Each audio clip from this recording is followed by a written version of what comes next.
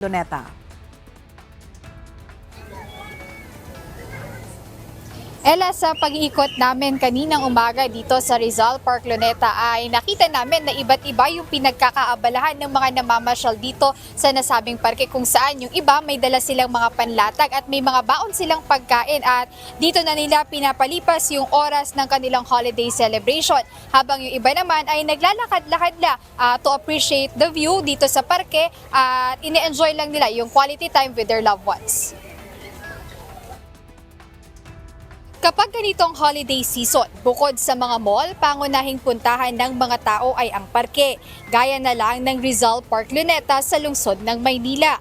Kaya ngayong mismong araw ng holiday celebration, maraming individual at pamilya ang nagtungo sa lugar upang magpalipas ng oras. Isa na riyan ang pamilya ni Lita Quaresma.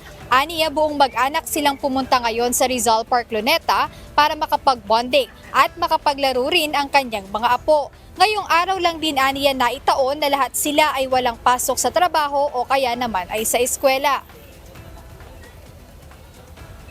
Yun, namamasyal po kami. Ito, tulad nito sa Luneta. Para malawak kasi dito nakakapaglaro yung mga bata. Safe sila.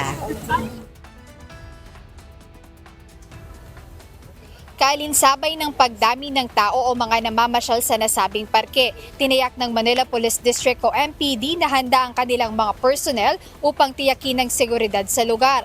Dahil bukod sa mga uniform personnel na nakadeploy, ay mayroon din silang mga on-duty na nakahalos sa mga regular na namamasyal o naka-civilian lamang.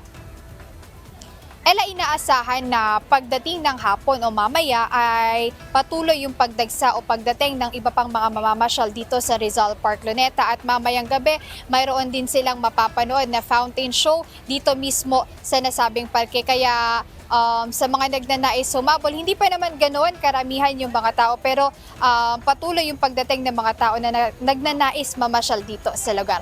Ayan muna update mula rito sa lungsod ng Maynila. Balik sa inyo, Ella. Maraming salamat, Jed Naresina.